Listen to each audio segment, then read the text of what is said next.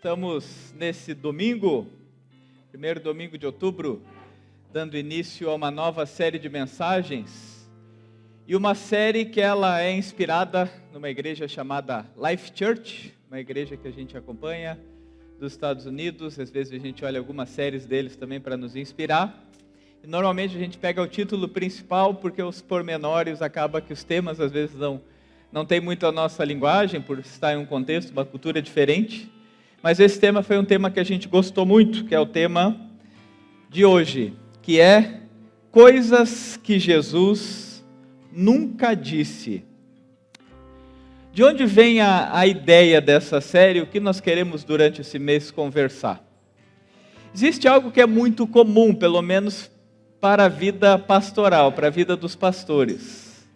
Não é nenhuma, nem duas, nem 10, nem 20 vezes que as pessoas chegam e dizem assim: pastor, que nem diz lá na Bíblia, né? E fala uma frase que eu nunca vi na Bíblia, eu já li a Bíblia inteira algumas vezes. Tem aquela clássica: pastor, é que nem diz Deus, faça por ti que eu te ajudarei. Deus disse assim: dá referência, irmão, dá referência. As pessoas às vezes pegam umas frases, pegam umas ideias, pegam os conceitos e começam a dizer: é que nem diz lá na Bíblia. Só que realmente ela não está na Bíblia. Jesus nunca falou algumas coisas que as pessoas afirmam que ele falou. A gente cria alguns conceitos, algumas ideias, inclusive para os nossos comportamentos, para a nossa visão de Deus, afirmando coisas que Jesus nunca disse. E é por isso que nesse mês a nossa conversa vai ser sobre esse tema: olhar para coisas que Jesus nunca disse. Assim como a pergunta que as pessoas costumam fazer: pastor, a Bíblia fala alguma coisa sobre isso? E às vezes são coisas que eu fico realmente me perguntando: por que será que a pessoa quer saber se a Bíblia fala sobre isso? Tipo, pastor, o que a Bíblia fala sobre Adão? Ele tinha um umbigo ou não? Eu fico pensando assim, não sei. Mas por que será que às vezes a gente tem algumas curiosidades? Será que a gente realmente quer a vida transformada? Porque muitas vezes nós temos dois problemas, eu diria assim, nessa ideia que a gente tem, nessas teses que a gente tem sobre o que Jesus diz. Uma é criar coisas que Jesus não diz para afirmar coisas que a gente queria que fosse assim. E a outra é ter uma curiosidade de saber se a Bíblia fala algumas coisas aleatórias, sem se preocupar em ter um compromisso com aquilo que ela realmente fala. Então nessa série nós vamos olhar para coisas que Jesus não disse, e eu quero começar com uma que é bastante interessante. Talvez você vai dizer: não, mas eu nunca vi alguém falando que Jesus disse. Mas quando eu explicar o conceito, você vai ver que já ouviu em algum lugar. Que é uma que diz assim: você não precisa perdoá-lo. Tem gente que cria esse conceito e diz assim: olha, Jesus está preocupado com o teu bem. Jesus não quer que você passe essa vida sofrendo. Jesus está preocupado com a tua felicidade. Jesus quer te ver bem, então não precisa mais perdoar. Chega uma hora que deu, chega uma hora que chega uma hora que você fala 1, 2, 3 vezes, acabou. Jesus não quer isso para a tua vida. E às vezes tem gente que diz: você não precisa perdoá-lo.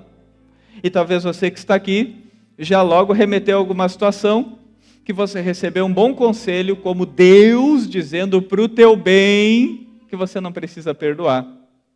Como Deus incentivando você, como que se fosse uma palavra de Jesus, ou uma coisa que Jesus está concordando, que é de dizer: depois do que fizeram comigo, isso eu não perdoo. Depois daquilo, até ali tudo bem, mas depois daquela nunca mais. E a gente às vezes vai criando alguns conceitos assim, e eu preciso dizer para você que se alguém te disse que você não precisa perdoar porque Deus te entende, Jesus nunca disse isso. Bem pelo contrário. E talvez hoje vai ser uma pregação para encerrar o domingo meio amargo. Mas é um amargo que traz cura.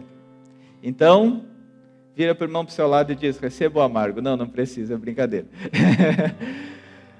Primeiro conceito, vamos lá. Quando Jesus está nos ensinando a orar, os discípulos olham Jesus orando, ensinando como se relacionar com Deus, como ter um relacionamento com o Pai. E Jesus nos ensina a fazer uma oração que está lá em Mateus capítulo 6, versículo 2, parte do Pai Nosso, que a gente repete muitas vezes. E sabe o que Jesus nos ensina ali? Perdoa assim como nós perdoamos. Sabe como que você ora? Você diz: Senhor, me perdoa, e usa a mesma régua que eu uso com as outras pessoas. Eu quero que o Senhor me perdoe exatamente da maneira que eu perdoo as outras pessoas. Quando a gente fala, Deus já me perdoou, eu tenho perdão de Deus, o que importa é o que Jesus pensa da minha situação, eu não preciso ficar agora mais perdoando, chega para mim. Jesus diz para você orar. E quando você ora, você diz: Senhor, da mesma maneira que eu perdoo os outros, é assim que eu quero que o Senhor me perdoe. É isso que Jesus nos diz sobre perdão. É isso que Jesus diz como a gente lida com esse tema. E talvez você logo já articula. Hoje de manhã foi interessante, que teve algumas pessoas que logo já me escreveram e articularam alguns argumentos para rebater ou debater a minha tese. E tem uma coisa que a Bíblia nos mostra, que os discípulos também articulavam. Os discípulos também ficaram com algumas ideias. Tá, mas e se? Eu quero olhar uma com vocês hoje. Está lá em Mateus capítulo 18, versículo 21 a 35. Eu vou ler esse texto para vocês. Presta bem atenção no que acontece aqui, que é muito interessante essa história. E lembre-se que hoje nós estamos terminando com a ideia de que Jesus te dá a possibilidade de não perdoar alguém por teu bem. Que só você sabe o que você passou. Que chega uma hora que a gente diz: chega, não perdoo mais. Olha o ensinamento de hoje. A parábola do servo impiedoso. E diz assim: então Pedro aproximou-se de Jesus e perguntou: Senhor, quantas vezes deverei perdoar a meu irmão quando ele pecar contra mim? 7 vezes? Jesus respondeu: eu lhe digo, não até 7, mas até 70 vezes 7. Por isso o reino dos céus é como um rei que desejava acertar conta com seus servos. Quando começou o acerto, foi trazido à sua presença um que lhe devia uma enorme quantidade de prata. Como não tinha condições de pagar, o Senhor ordenou que ele, sua mulher, seus filhos e tudo que ele possuía fossem vendidos para pagar a dívida. O servo prostrou-se diante dele e lhe implorou: tem paciência comigo, eu te pagarei tudo. O senhor daquele servo teve compaixão dele, cancelou a dívida e o deixou ir. Mas, quando aquele servo saiu, encontrou um de seus conservos, que lhe devia 100 denários. Agarrou e começou a sufocá-lo, dizendo: pague o que me deve. Então seu conservo caiu de joelhos e implorou-lhe: tenha paciência comigo, e eu lhe pagarei. Mas ele não quis. Antes saiu e mandou lançá-lo na prisão, até que pagasse a dívida. Quando os outros servos, companheiros dele, viram o que havia acontecido, ficaram muito tristes e foram contar ao Senhor tudo o que havia acontecido. Então o Senhor chamou o servo e disse: servo mau, cancelei toda a sua dívida porque você me implorou. Você não devia ter tido misericórdia do seu conservo, como eu tive de você? Irado, seu senhor entregou aos torturadores, até que pagasse tudo o que devia. E para fechar, Jesus diz assim: assim também fará o meu Pai Celestial, se cada um de vocês não perdoar de coração ao seu irmão. Essa história que eu conto para vocês começa com Pedro. Pedro já tinha aprendido essa oração. Mas só que Pedro faz um cálculo que ele não é nada distante da nossa ideia e do nosso raciocínio. Pedro diz: Senhor, até quantas vezes eu devo perdoar uma pessoa? 7.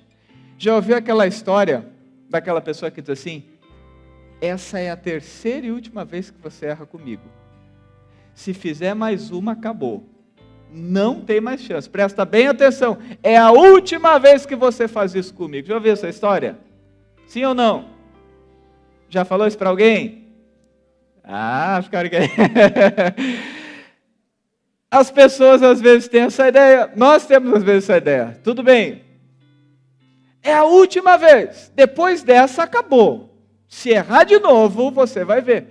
É a mesma lógica de Pedro. Pedro pensa, bom, a pessoa vem e erra, eu perdoo. Ela vem e erra, eu perdoo. Quantas vezes? Qual que é a última? Qual que é aquela que eu coloco a régua para dizer, depois dessa não dá mais? E Jesus diz para Pedro, não é 7, Pedro. É 70 vezes 7. E eu não sei se Pedro era muito bom de cálculo, mas eu acho que ele estava tentando calcular o que significava. E quando ele, para argumentar, Jesus já veio e falou para ele assim, eu vou contar uma história para você, que o reino de Deus é assim. Sabe o que Jesus está dizendo para Pedro? Pedro, eu vou te mostrar como é o reino de Deus, que você não está entendendo. O reino de Deus é parecido com uma história. E a lógica dessa história é a seguinte, havia um servo que tinha uma dívida gigantesca, muito dinheiro, muita prata, que ele não tinha como pagar. E tinha diante dele um rei poderoso, justo e que cumpria a lei. E diante daquela falta de condição, daquela dívida impagável, o rei dá um castigo para aquele servo e diz, olha, não tem como pagar, você, sua esposa, seus filhos, todos vão se tornar escravos, vão ser vendidos. Nisso, o homem entra em desespero e clama ao rei, dizendo, por favor, rei, tem paciência comigo, perdoa minha dívida. E ele recebe o perdão. A sua dívida é cancelada. Uma dívida gigantesca, com prejuízo imenso. Uma dívida gigantesca que traria uma consequência terrível para ele. Ele é liberto de se tornar um escravo, ele é liberto de ver sua esposa ser escrava, ele é liberto de ver seus filhos sendo escravos. A dívida dele que ele não tinha como pagar, que era gigantesca, ele nunca ia conseguir pagar, essa dívida é paga. E aí diz que ele se inspirou na nossa série anterior e dá aquela suspirada.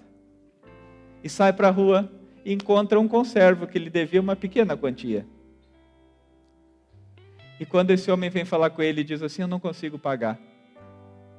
Ao invés de oferecer o perdão que ele recebe, ele senta na cadeira do juiz e diz, tem que me pagar. Tem paciência comigo, diz o conservo, a mesma frase que ele disse. E ele não aceitou. Diz que a história se espalhou. Os servos viram aquela atitude dele e ficaram tristes. O rei ficou sabendo do que ele acabou de fazer e chamou ele de volta e trouxe o castigo para ele. E quando ele recebe esse castigo, Jesus conclui a história. É uma história triste que Jesus conta para nos explicar o reino de Deus. E Jesus encerra a história dizendo assim, é exatamente assim que funciona com o Pai. Ou seja, Jesus não disse para você que você não precisa perdoar. Jesus, inclusive, foi bem duro comigo e contigo, dizendo, você tem que perdoar, porque o Pai é severo com quem não perdoa. Você tem que perdoar, porque o Pai disse que Ele vai te perdoar na mesma medida que você perdoa. E aí a régua sobe muito para a gente refletir.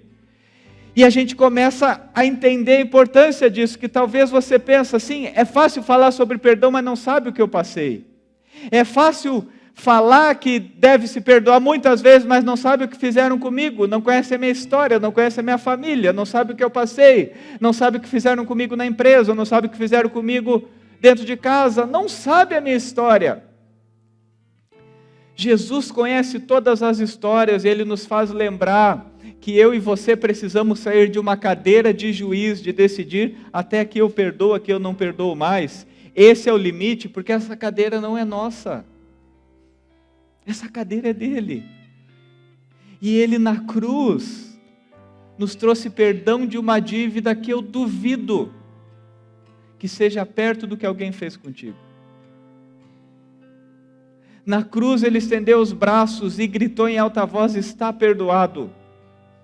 E eu e você precisamos entender a lógica do perdão, para começar a de fato experimentar o que verdadeiramente Jesus nos disse, qual é o caminho para a nossa vida. Sabe, meu querido, você tem que sair dessa ideia de que agora você senta na cadeira do juiz e você toma o controle e você diz que é do teu jeito. E você tem que colocar Jesus no lugar dele. Lembrar do perdão que você recebeu.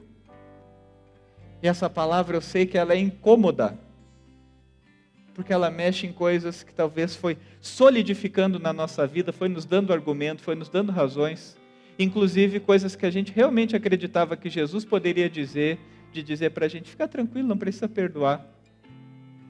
Jesus nos ama tanto que Ele não permite que a gente viva assim. Tem um conceito que hoje eu até falei de manhã, e que ele às vezes ele pode ser mal interpretado.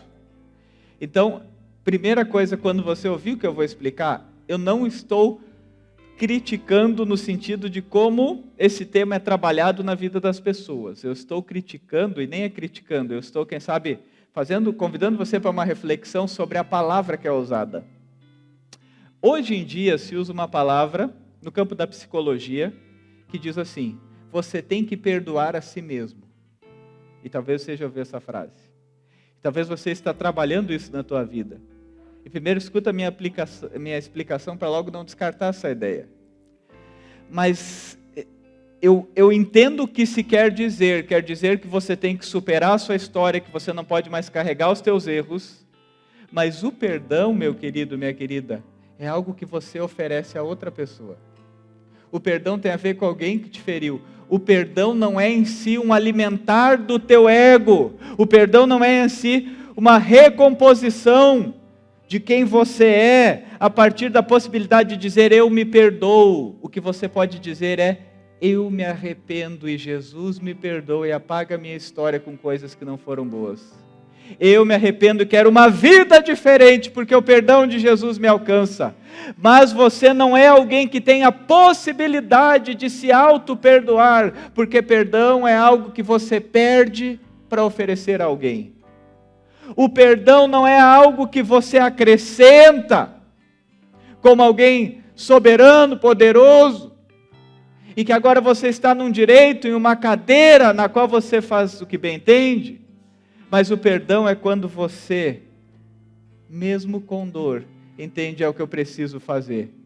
Então a questão para mim, eu entendo o termo e eu não tenho problema com o que a gente trabalha quando fala sobre superar a nossa história, mas é no sentido de nós somos perdoados de uma dívida impagável. Deus é aquele que apaga o nosso passado, Deus é aquele que transforma o nosso futuro. Mas muitas vezes as pessoas estão tentando achar alívio dos seus erros, da sua história, alimentando uma ideia que tem que perdoar a si mesmo, sem entender que a nossa história foi apagada pelo sangue de Jesus, quando a gente dobra o joelho e se arrepende. E não agora como uma história que a gente aumenta o orgulho,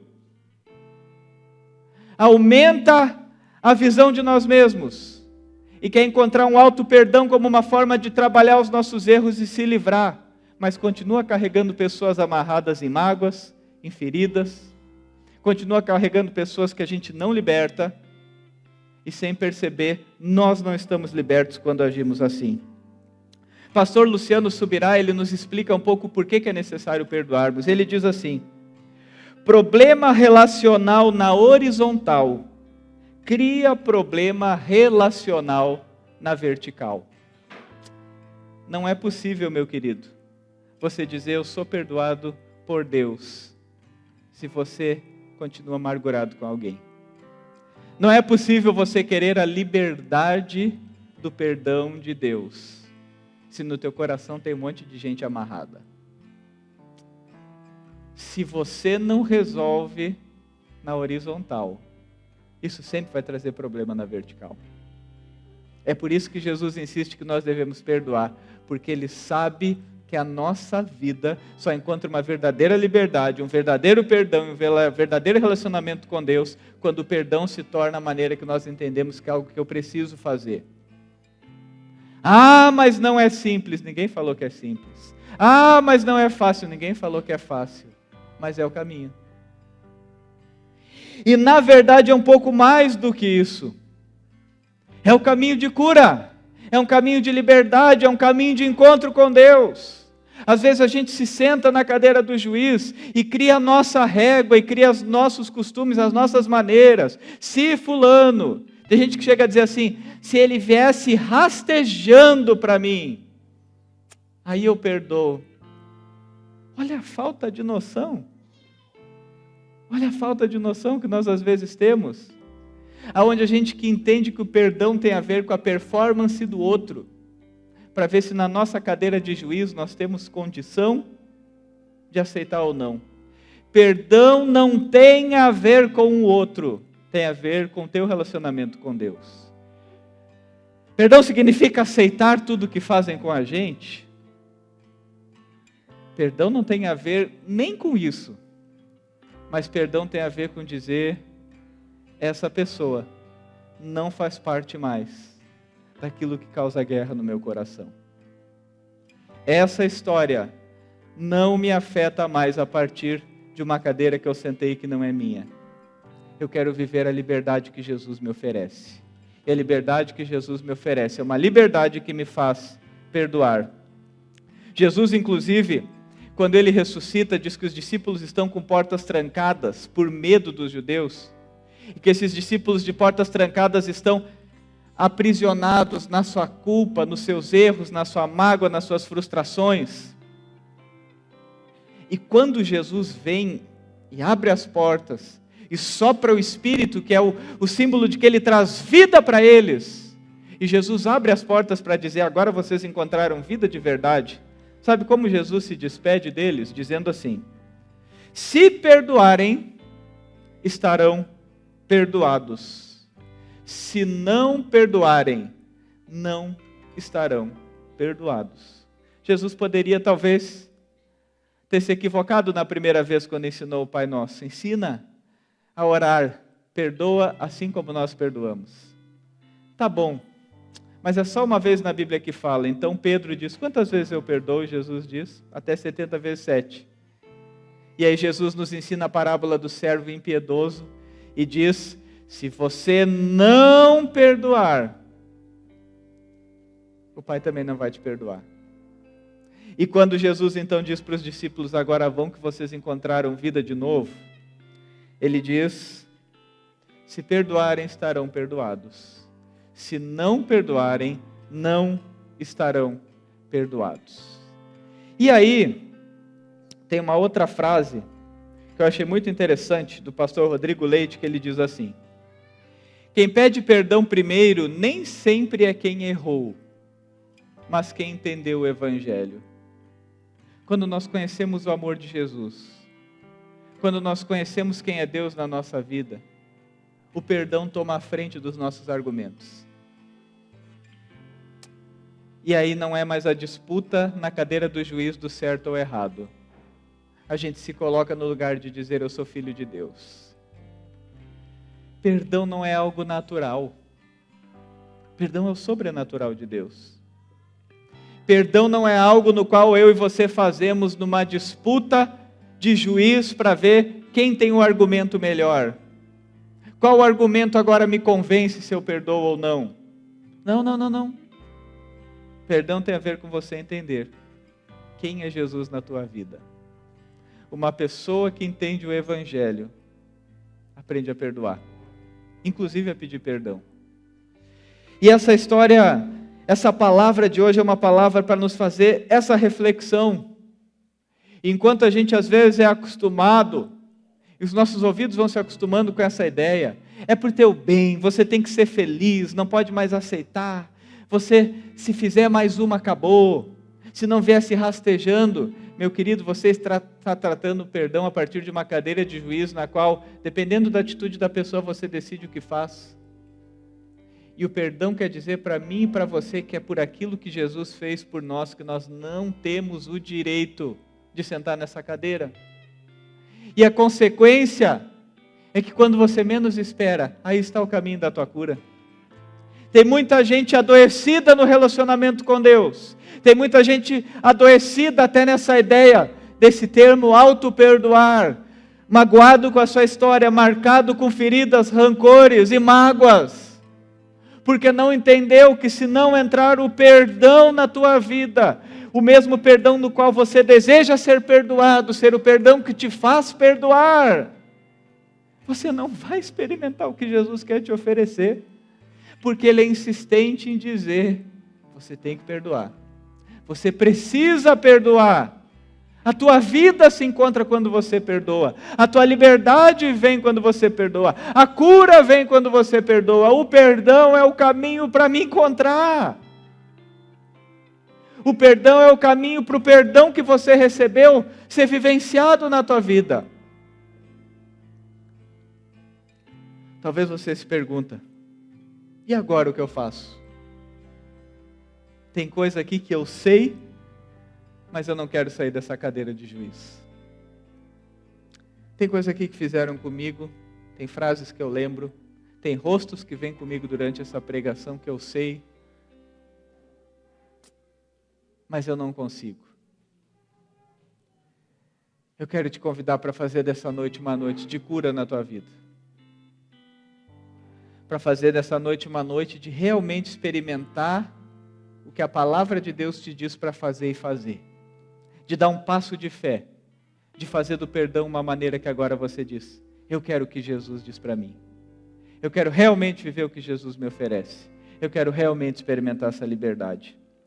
Tem duas histórias que nos mostram o poder e o impacto do perdão que eu queria compartilhar com vocês, que são duas histórias bastante impactantes. A primeira delas é uma história que ela se tornou bastante conhecida nas redes sociais através do pastor Rodrigo Silva, e foi assim que eu conheci essa história, que é a história do assassino de Green River. O assassino de Green River era um homem chamado Gary Ridgway, e esse homem, ele foi condenado por ter assassinado e confessou ter assassinado 48 mulheres. Ele matou 48 mulheres. E ele inclusive admitiu que ele chegou a assassinar 71 mulheres. Mas ele foi condenado e foi descoberto 48. E esse homem, essa foto é um print, uma imagem das filmagens durante o seu julgamento, enquanto ele estava sendo condenado. E esse é o momento em que os familiares das vítimas tiveram a palavra para falar alguma coisa para ele.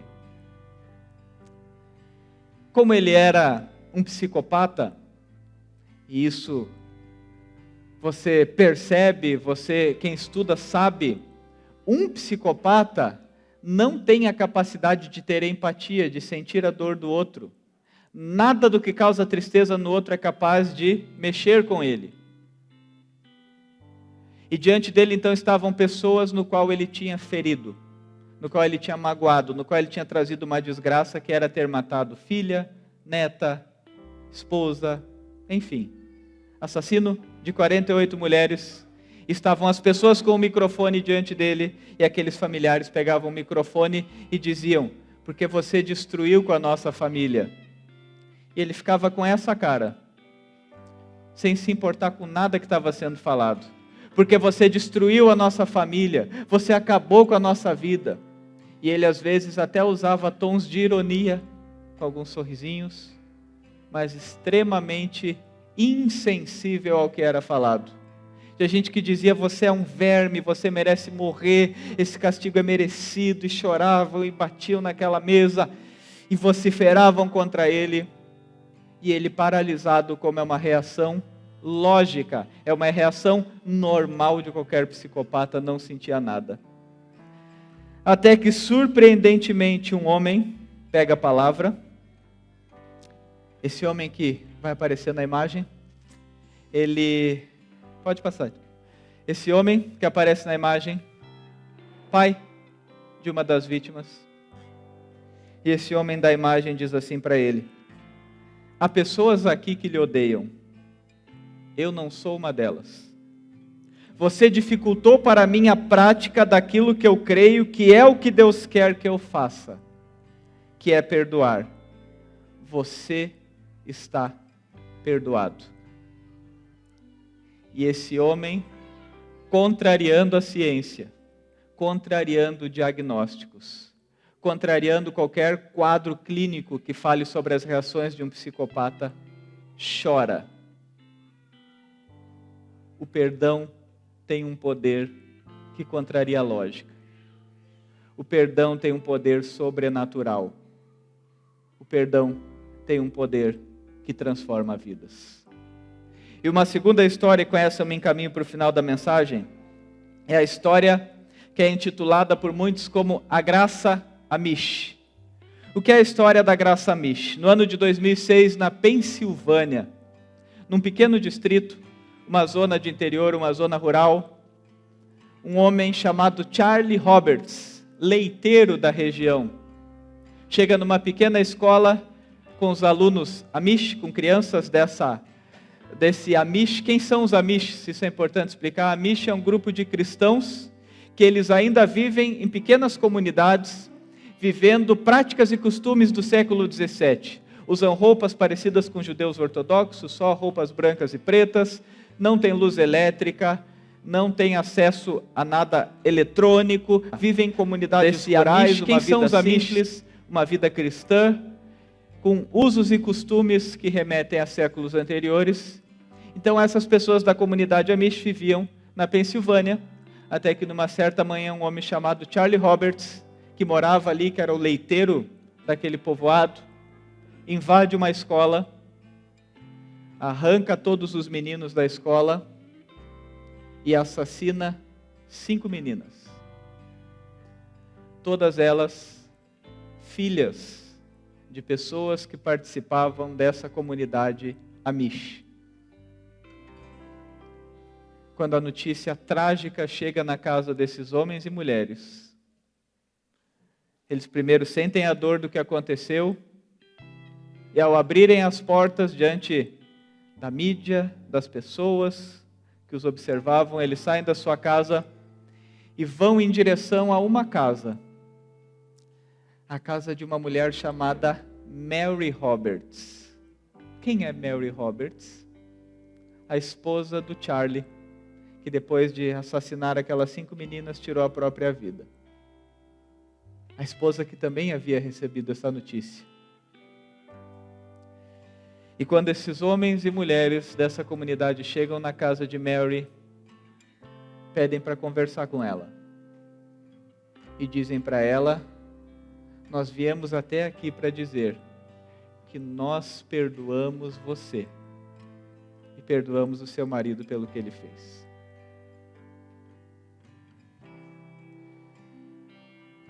A despedida triste das meninas tinha a comunidade Amish.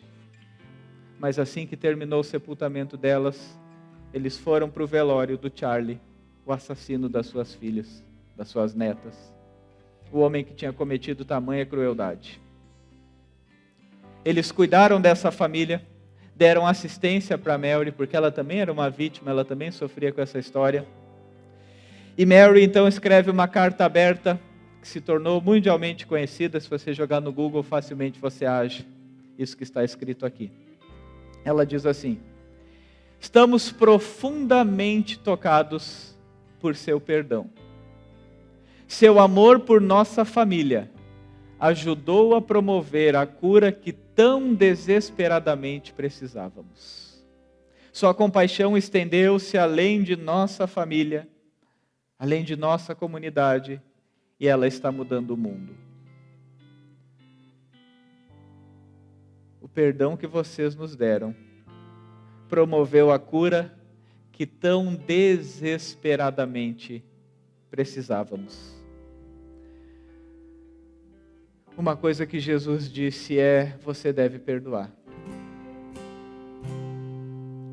Perdão é um caminho de cura. Perdão é um caminho que te liberta de pessoas que muitas vezes você tem amarrado aí. Amarrado na tua história. Pesando teu relacionamento com Deus. Pesando a tua vida. Pesando tuas orações. Pesando teu dia a dia. Se vocês perdoarem, serão perdoados. Ensina-nos a orar. Perdoa, Senhor, assim como nós perdoamos. E essas duas histórias que eu conto nos mostram o poder de quando um homem, uma mulher, uma comunidade sai da cadeira de juiz e coloca Jesus no lugar dele. Oferece um perdão que não tem forças para dizer, mas que é um estilo de vida, é uma liberdade, é uma paz que quer experimentar.